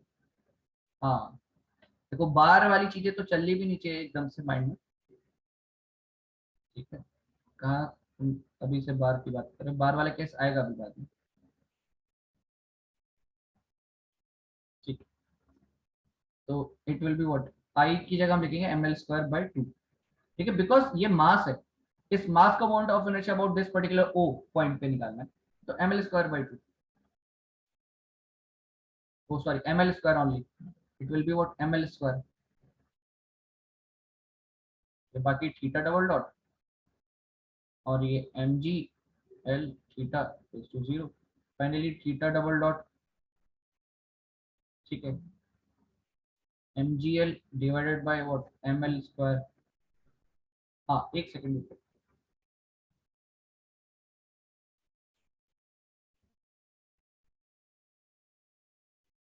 इसको फाइनली आपने सॉल्व किया तो omega n will be what, under root m से m cancel out, g by l radian पर सेकंड। और अगर इसी पेंडुलम को अगर हम मून पे लेकर जाएं तो फ्रीक्वेंसी में क्या चेंज आए, अगर इसको हम मून पे लेकर चले जाएं फ्रीक्वेंसी में क्या चेंज आने वाला है, नथिंग। ठीक है, अगेन जी चेंज के होने से, जी के चेंज होने से कोई फर्क नहीं पड़ रहा है यहाँ पे। देखो विपिन आप क्या पूछ रहे थे, एम एल स्क्वायर कैसा है बेसिकली, है ना। देखो वो है क्या चीज, आपको मास मोमेंट ऑफ इनर्शिया का कंसेप्ट अगर आपको थोड़ा बहुत ध्यान हो, आपने शायद मैकेनिक्स नहीं करा होगा मे बी। ठीक है, तो लेट सपोज ये कोई एक्सेस है जिसके अबाउट आप रोटेशन चेक कर रहे हो, ठीक है एक्स। अब उससे यहाँ पे आपने मास रखा है कुछ, this is your mass m, तो simply mass moment of inertia will be what, m are square by 2। ठीक है, आपने कोई कंसंट्रेटेड मास यहाँ पे रखा है एम, तो आपको इस मास का मोमेंट ऑफ इनर्शिया निकालना है about this axis, this is what our axis of rotation. ठीक है, so we can write the mass moment of inertia will be mr square।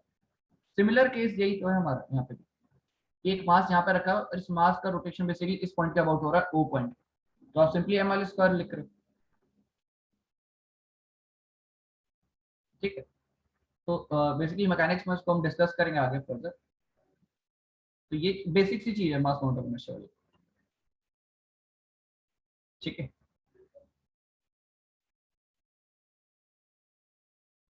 ठीक।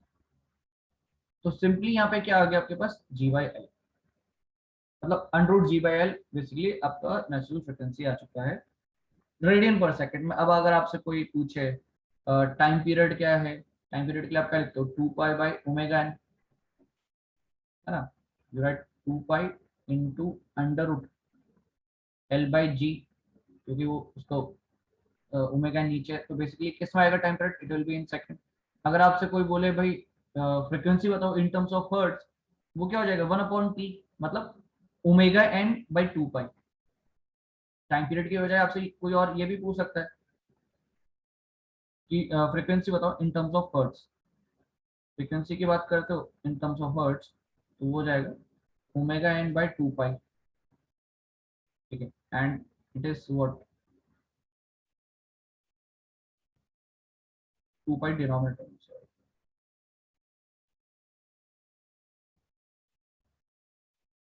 One root ji by l. Answer किसमें, hertz में। तो हमेशा जब भी नेचुरल फ्रिक्वेंसी पूछा हो ये चीज चेक कर लो, हर्ट्स में पूछा है या रेडियन पर सेकंड में पूछा है। ठीक है, ये चीज चेक करना बहुत ज्यादा इंपॉर्टेंट है। करेक्ट। अब देखो जो आप बार वाली बात कर रहे थे ना, वो डिस्कस करते हैं।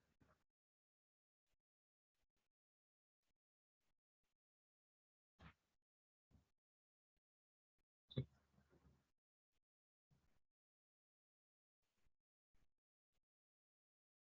ठीक है, let's suppose this is your बार।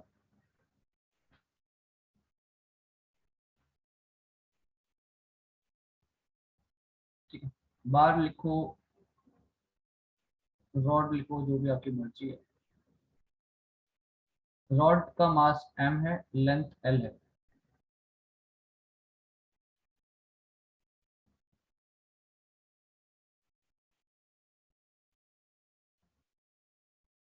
बार या फिर रॉड, मास कैपिटल M,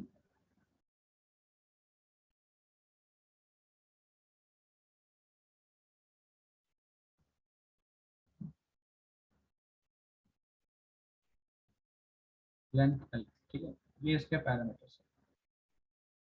अब ये चीज है रॉड, बार या रॉड जो भी आप बोलो। अब ये जो भी रॉड है इसको अगर आपने क्या करा है, इसको आपने डिस्टर्ब किया, सिंपली आपने इसको डिस्टर्ब कर दिया। ठीक है, डिस्टर्ब किया है तो ऑब्वियसली बात है देयर विल बी वाइब्रेशंस। ठीक है, कैसे वाइब्रेशंस, देखो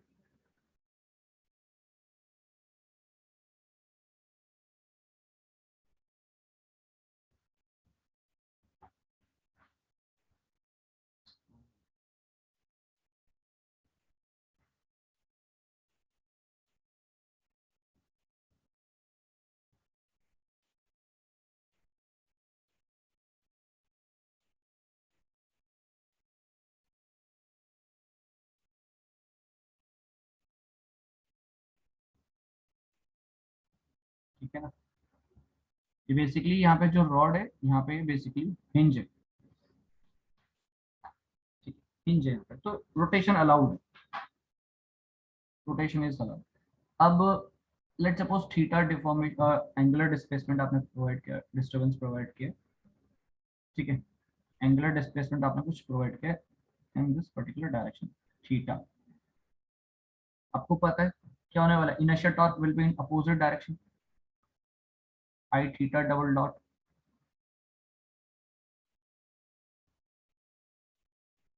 आई थीटा डबल डॉट, ठीक है। इसके अलावा, इसके अलावा आपका क्या हो जाएगा, हाँ, अब ये जब रॉड है तो इसका जो मास होगा वो कहाँ पे लगा होगा, कहीं ना कहीं सेंटर पे लग रहा होगा, mg विल बी है। अगर आपका mg यहाँ पे लग रहा है तो बेसिकली कैसे लिखेंगे हम इसको, तो this is acting like this mg,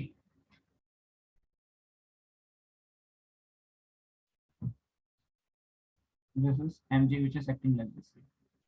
and आपको ये चीज भी पता होना चाहिए कि यार ये जो डिस्टेंस है ना, इट विल बी व्हाट, ये जो डिस्टेंस है इस डिस्टेंस को हम क्या नाम दें,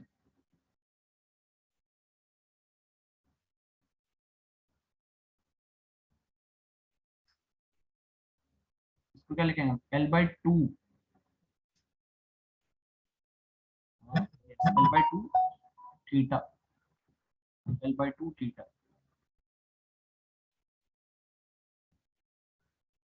ठीक है। सिंपली साइन थीटा होना था बट हमने उसको थीटा लिख दिया डायरेक्टली, क्योंकि हमें पता है theta is very small, correct ये चीज। अब because of this mg there will be what, restoring torque, है ना, there will be some restoring torque, वो भी इसी पर्टिकुलर डायरेक्शन में लगेगी। एंड वो रीस्टोरिंग टॉर्क को लिखने का तरीका क्या है, mg into L/2 into what, theta. Now complete question, complete question आपका यहाँ पे हो गया कंप्लीट। क्वेश्चन कंप्लीट कैसे, बस क्या करना है, इक्वेशन ही तो लिखनी है, वो इक्वेशन आपको लिखना आता ही है, इतनी बार हमने लिख लिया ऑलरेडी, तो आप बहुत इजीली लिख लोगे, ठीक है। देखो कैसे लिखने वाले, I theta double dot plus mg L/2 theta equals to 0, ठीक है।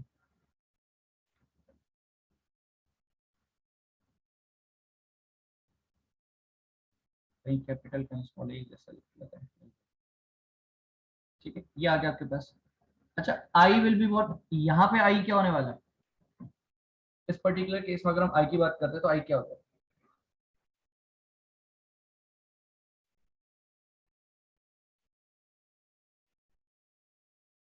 इस पर्टिकुलर केस में आई का वैल्यू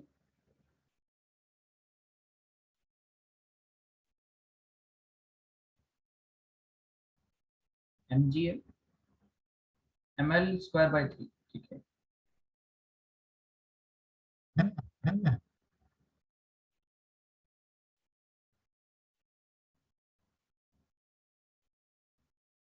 इसका मोमेंट ऑफ इनर्शिया आपको बताया था, दिस इज व्हाट ml²/12, ठीक है। आप एंड के अबाउट देख रहे हो तो ml²/3।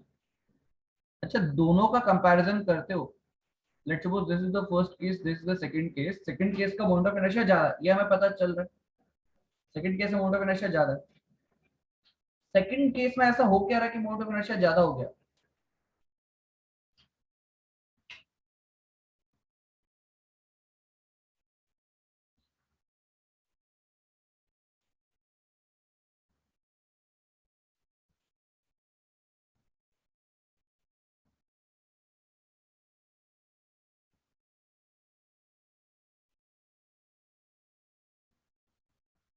आप कंपैरिजन कर पा रहे हो दोनों चीजों में, देखो मोमेंट ऑफ इनर्शिया, एक ये वाला केस और एक ये वाला केस, हाँ सेंटर ऑफ मास से डिस्टेंस, देखो सेंटर ऑफ मास से डिस्टेंस बोलने से मतलब इंपॉर्टेंट यहाँ पे है किसके अबाउट रोटेशन आप चेक कर रहे हो, किसके अबाउट ऑफ रोटेशन चेक कर रहे हो, ये चीज बहुत इंपॉर्टेंट हो जाती है, किसके अबाउट रोटेशन चेक कर रहे हो, है ना। मतलब एक्सिस ऑफ रोटेशन से, मतलब एक्सिस ऑफ रोटेशन से कितना दूर है आपका मास, एक्सिस ऑफ रोटेशन से कितना दूर है मास, ये चीज बहुत ज्यादा इंपॉर्टेंट है। जितना ज्यादा दूर अगर आप मास को प्लेस करते हो from the axis of rotation, उतना ज्यादा बेसिकली मोमेंट ऑफ इनर्शिया होने वाला है। एंड जितना ज्यादा मोमेंट ऑफ इनर्शिया, उतना ज्यादा डिफिकल्ट होगा उसको उसकी कंडीशन को चेंज करना।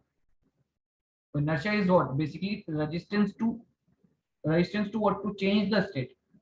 किसी बॉडी का इनर्शिया क्या है, to resistance, to provide resistance against the change in its state. अपनी स्टेट के चेंज के रेस्पेक्ट में जो आप रेजिस्टेंस प्रोवाइड करते हो, उसी को हम इनर्शिया बोलते हैं। तो एक्सिस ऑफ रोटेशन से जितना दूर मास आपका प्लेस होगा, उतना ज्यादा बेसिकली आपको मोमेंट ऑफ इनर्शिया देखने को मिलेगा, ये चीज है ना। तो इस केस में आप क्या रखोगे, आई का वैल्यू ml²/3, है ना, correct. we will write ml²/3, we will write ml²/3 and theta double dot mgl/2 theta equals to what, 0, equals to 0। तो फाइनली इक्वेशन क्या बनी आपके पास, theta double dot plus mgl/2, denominator में क्या आ गया, ml²/3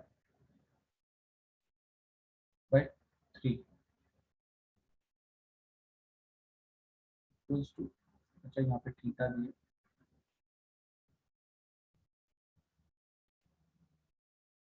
0 and finally omega N का वैल्यू,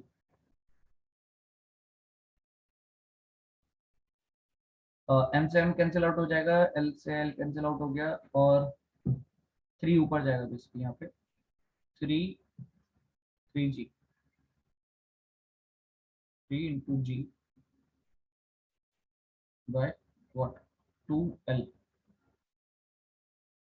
रेडियन पर सेकंड। ठीक है, रेडियन पर second,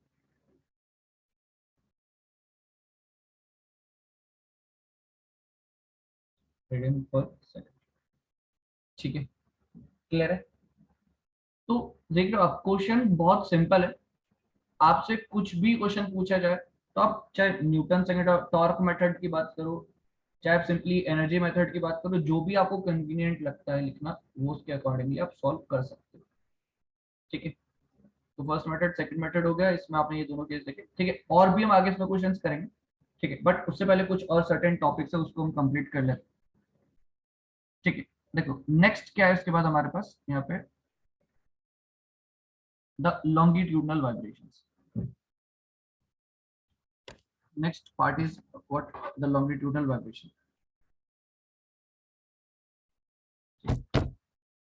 longitudinal vibrations,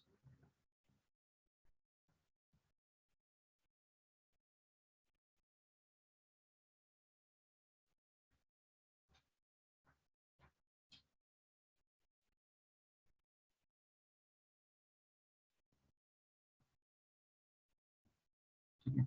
longitudinal vibration, अब longitudinal vibrations होते हैं क्या, फर्स्ट ऑफ ऑल ये बताओ longitudinal vibrations होता है क्या। यार नाम से क्लियर है, अलोंग द लेंथ जो बेसिकली वाइब्रेशंस देखने को मिलेंगे, वही आपके longitudinal vibrations होंगे। longitudinal vibration is nothing but what, the vibration along the length। Second चीज एक और हम पढ़ेंगे आगे, ट्रांसवर्स वाइब्रेशन। ट्रांसवर्स वाइब्रेशन क्या होने वाला है, जहां पे क्या होंगे, vibration perpendicular to the length, length के परपेंडिकुलर। ये चीज, ये वाला वाइब्रेशन आप देख रहे हो, दिस वाइब्रेशन इज व्हाट, ये लेंथ है आपका, this is your length, length के परपेंडिकुलर वाइब्रेशन हो रहे हैं, तो ये आपका ट्रांसवर्स वाइब्रेशन है, ये चीज। अब ये चीज आपका लेंथ है, एंड इसी के अबाउट आपका वाइब्रेशन हो रहे हैं, this is your longitudinal vibration. ये क्या आपके लॉन्गिट्यूडनल वाइब्रेशन। ठीक है, तो सिंपल इसमें हम डेफिनेशन कुछ इस तरीके से लिख सकते हैं, वाइब्रेशंस, सिंपली शॉर्ट में लिख लेते हैं कि vibrations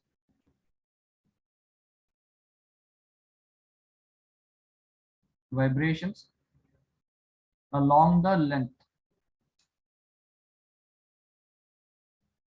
along the length of the, along the length of the member or the body,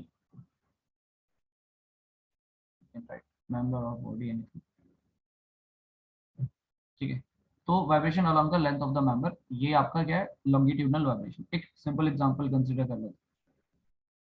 simple example,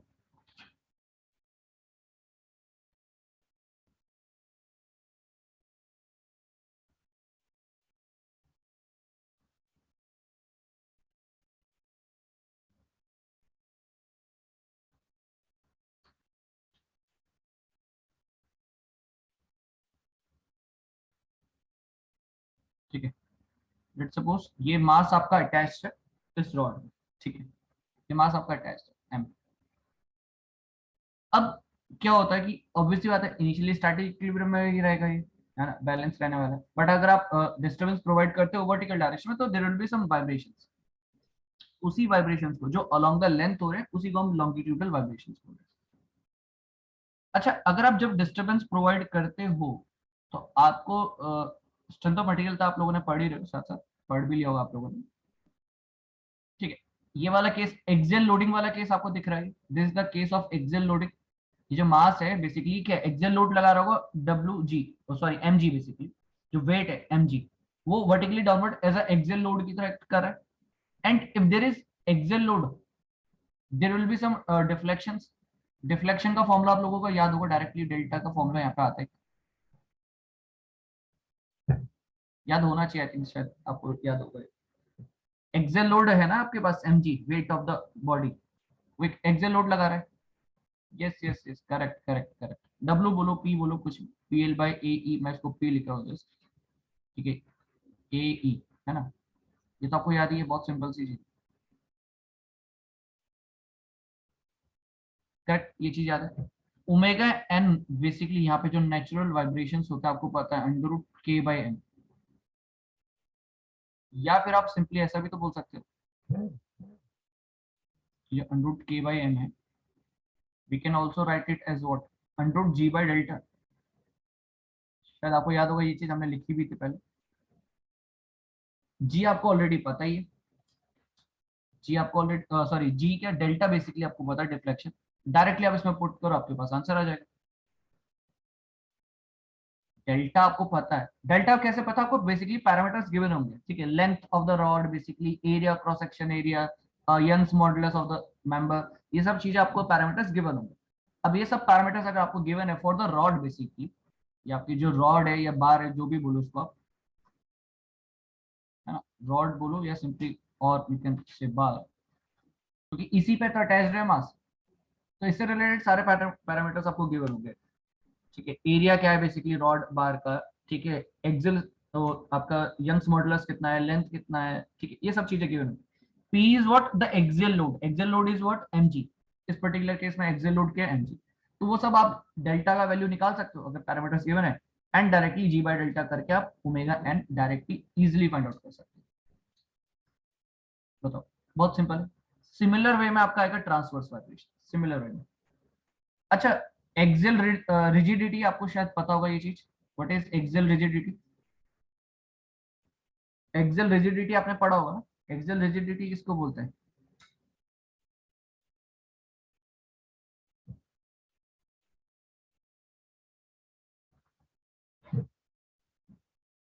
A E, A E, A E, yes correct Bharat, A E, axial rigidity is A E, ठीक है।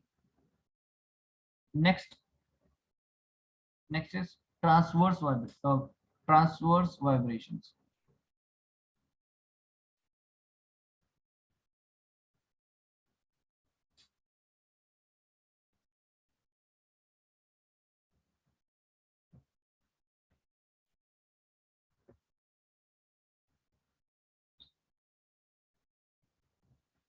ठीक, transverse vibration,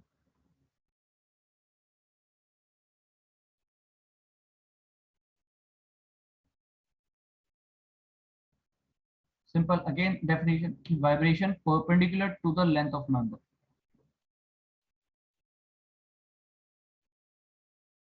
vibration, ठीक है, vibration in the direction,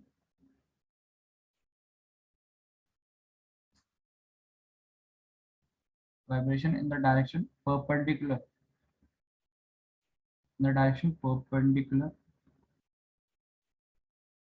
to the length of member of member.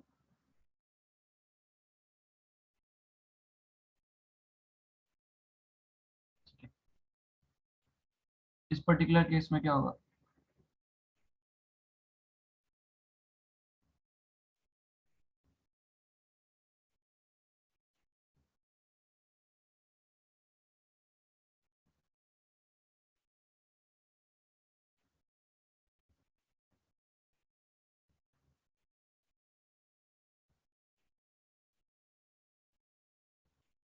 ठीक है, इस तरीके से।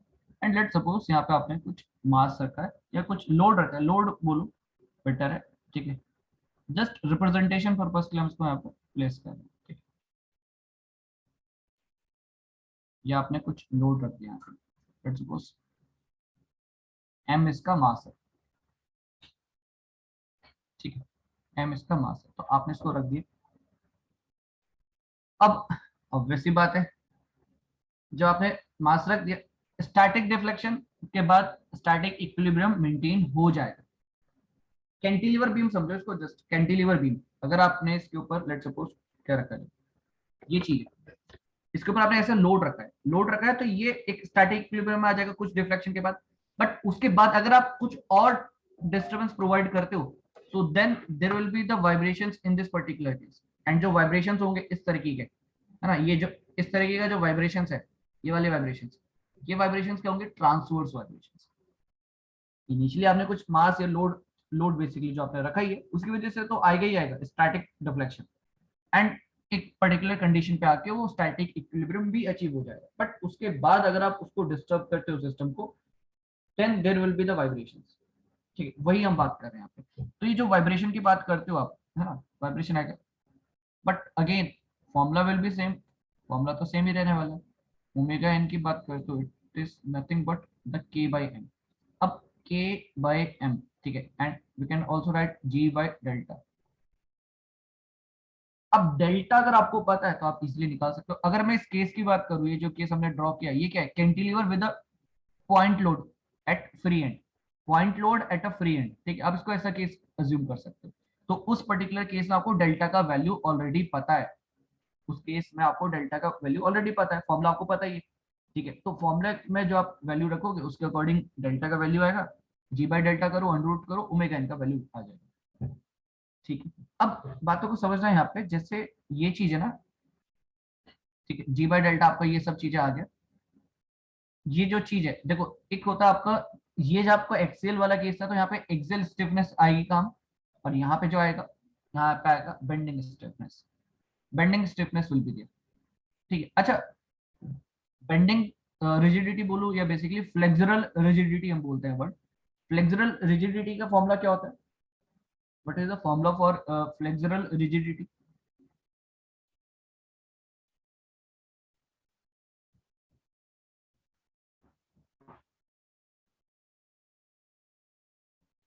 क्या होता है फॉर्मूला, फ्लेक्सुरल रिजिडिटी का फॉर्मूला क्या होता है,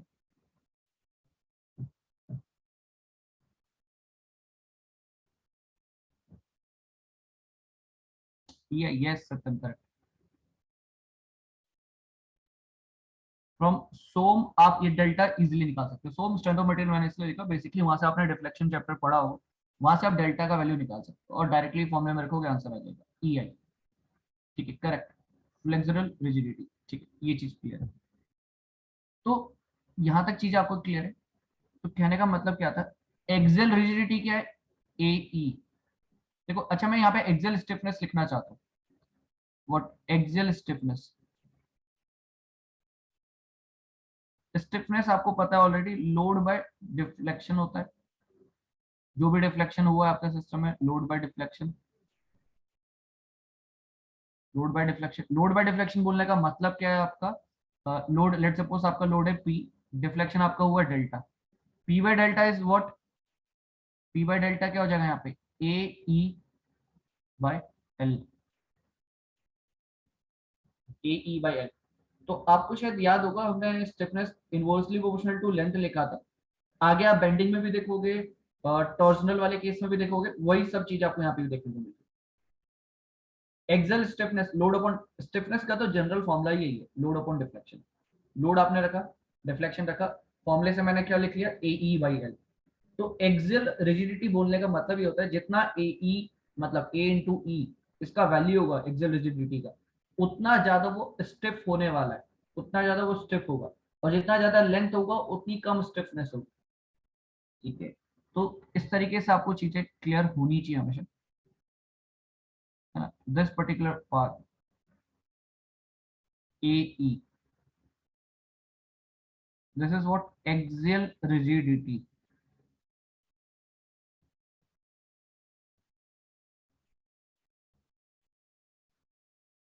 this is what axial rigidity। ठीक है, ये क्या हो गया आपका axial rigidity, correct. Similar way में फ्लेक्सुरल रिजिडिटी क्या होता है, AE by L, flexural rigidity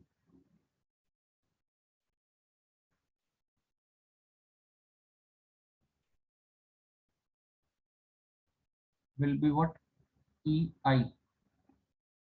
अच्छा, बेंडिंग वाले केस में लोड क्या है, द मोमेंट। लोड हमेशा ये मत समझा करो फोर्स, एक्सेल केसेस आप देख रहे हो वो लोड आपका बेसिकली फोर्स है, यहाँ पे बेंडिंग केस में basically load will be what, the moment. In case of torsion we will say that load is what, torque. ठीक है, तो उस हिसाब से चीजें चेंज होती रहती है। तो यहाँ पे लोड की बात करोगे तो load will be what, M is what, the moment which is acting, because moment जो लग रहा है उसी की वजह से तो आपको डिफ्लेक्शन देखने को मिल रहा है ना। तो फ्लेक्सुरल रिजिडिटी आपका EI हो गया। अच्छा, टॉर्जनल रिजिडिटी की बात करूं, टॉर्जनल रिजिडिटी जैसे आपने सौम्य पार्ट डिस्कस किया ही होगा, है ना। वहां क्या आ जाता है, GJ। देखो बात समझ में क्या आ रही है, जब आप टॉर्जन की बात करते हो इंपॉर्टेंट क्या है, क्रॉस सेक्शन का एरिया नहीं, क्रॉस सेक्शन का क्या, section modulus, polar modulus, sorry, polar modulus important हो जाता है। बट जब आप बेंडिंग की बात करते हो तो moment of inertia will be important, moment of inertia will be important. ठीक है, जो पोलर मोमेंट ऑफ इनर्शिया होता है बेसिकली वो इंपॉर्टेंट आपका टॉर्जन के केस में, बेंडिंग के केस में आपका simply area moment of inertia is important, और सिंपल एक्सेल केस में तो एरिया ही इंपॉर्टेंट है। तो आप चीजें देख रहे हो कि यहाँ पे फॉर्मुलेज में डिफरेंसेस क्या है, ये EI है, ये GJ है, और प्रीवियस केस हमने क्या बोला, ये AE या EA जैसा लिखना चाहो, तो एरिया इंपॉर्टेंट हो जाता है एक्सेल केसेस में। बट जब आप बेंडिंग की बात करते हो इंपॉर्टेंट हो जाता है आई, और जे इंपॉर्टेंट हो जाता है टॉर्जन के केस में। ठीक है, polar moment of inertia basically वो चीज इंपॉर्टेंट हो जाती है ना, J is a polar moment of inertia जो कि टॉर्जन के केस में इंपॉर्टेंट होता है। तो हर पर्टिकुलर सिचुएशन में कुछ पर्टिकुलर पैरामीटर है related to the geometry, basically related to geometry, वो चीज इंपॉर्टेंट हो जाता है जिसका मटेरियल से कोई लेना देना नहीं। पोलर मोमेंट ऑफ इनर्शिया जो हम बोल रहे हैं, polar moment of inertia, I, basically इन सब का मटेरियल से कोई लेना देना नहीं, but it is important. And because of that particular thing आप डिजाइन ही इस तरीके से करोगे ताकि इन सब का वैल्यू ज्यादा हो, बिकॉज इन सब का वैल्यू ज्यादा हो, that is area, moment of inertia, polar moment of inertia, इन सब का वैल्यू ज्यादा होगा, तो there will be high rigidity. High rigidity basically leads to what, high stiffness, वो सब चीजें होंगी आपकी। तो डिजाइनिंग पार्ट क्या इंपॉर्टेंट, डिजाइनिंग में यही तो इंपॉर्टेंट है, आप आई क्या बेस्ट से बेस्ट बना सकते हो, जे का वैल्यू क्या मैक्सिमम बेस्ट से बेस्ट हो सकता है किसी पर्टिकुलर क्रॉस सेक्शन के, आई का वैल्यू किसी क्रॉस सेक्शन के लिए कैसे बेस्ट हो सकता है, वो चीज हम देखते हैं। वो भी आपने देखा होगा, जैसे रेल्स होती है, ट्रेन का रेल्स होता है, आपने एक चीज नोटिस किया होगा, वो बेसिकली आई शेप का ही तो होता है, आपको ध्यान दिया होगा कभी आपने, जो रेल्स होते हैं, जो रेल्स जिसके ऊपर ट्रेन आपका चल रहा है, वो रेल्स बेसिकली आई सेक्शन के ही तो होते हैं। आई सेक्शन के क्यों होता है, बेसिकली वो बहुत ज्यादा अच्छा मटेरियल है, उसका मोमेंट ऑफ इनर्शिया का वैल्यू ज्यादा है, मोमेंट ऑफ इनर्शिया का वैल्यू ज्यादा अच्छा है, तो बेसिकली वो क्या कर पाएगा, ज्यादा रेजिस्ट कर पाएगा बेंडिंग के अगेंस्ट। तो आई सेक्शन होता है बेसिकली, आपने देखा भी होगा रेल्स में। तो वो चीजें होती है, डिपेंड करता है मोमेंट ऑफ इनर्शिया की वैल्यू पे, एरिया मोमेंट ऑफ इनर्शिया, और वहीं पे आपका डिजाइनिंग पॉइंट ऑफ व्यू आ जाता है, डिजाइनिंग पार्ट। ठीक है, तो ये हो गया आपका ट्रांसवर्स वाइब्रेशन, ये हो गया आपका लॉन्गिट्यूडनल वाइब्रेशन। ठीक है, एंड ये तो बेसिक हमारा जो टॉर्क मेथड था नेचुरल वाइब्रेशन में। ठीक है, तो ये हमारा पार्ट कंप्लीट होता है। अच्छा, इसमें लास्ट एक बचा है टॉर्शनल वाइब्रेशन वाला पार्ट, वो अगेन छोटा सा पार्ट है, एक डिस्क लगा है, रोटेशन दे रहे, टॉर्क मेथड से उसको हम जस्ट 5-10 मिनट तक खत्म कर देंगे। ठीक है, उसके बाद हम कल से स्टार्ट करेंगे डैम्ड वाइब्रेशन। ठीक है, single degree of freedom with damped vibration. ठीक है, पहले फ्री वाइब्रेशंस के साथ देखेंगे, डैम्प्ड मतलब जो डैम्पिंग फिनोमिना है फ्री वाइब्रेशन के साथ देखेंगे, फिर फोर्स्ड वाइब्रेशन के साथ भी देखेंगे। बट फर्स्ट ऑफ ऑल हम सिर्फ फ्री वाइब्रेशन के साथ डैम्पिंग फिनोमिना देखेंगे, फिर देन फोर्स्ड के साथ। ठीक है, यहाँ तक आज की क्लास में आई थिंक सबको क्लियर हो गया होगा ये सब चीजें। तो Newton second law, D'Alembert, torque method एक ही चीज है, आपको अप्लाई करना आना चाहिए वो चीज, है ना। कल फिर हम डिस्कस करते हैं वो वाला part, damping with free vibration and then forced vibration and damping. ठीक है, एंड शाम को वही थर्मो की क्लास में मिलते हैं शाम को 5 बजे। ठीक है, चलो फिर, ठीक है, थैंक यू सो मच।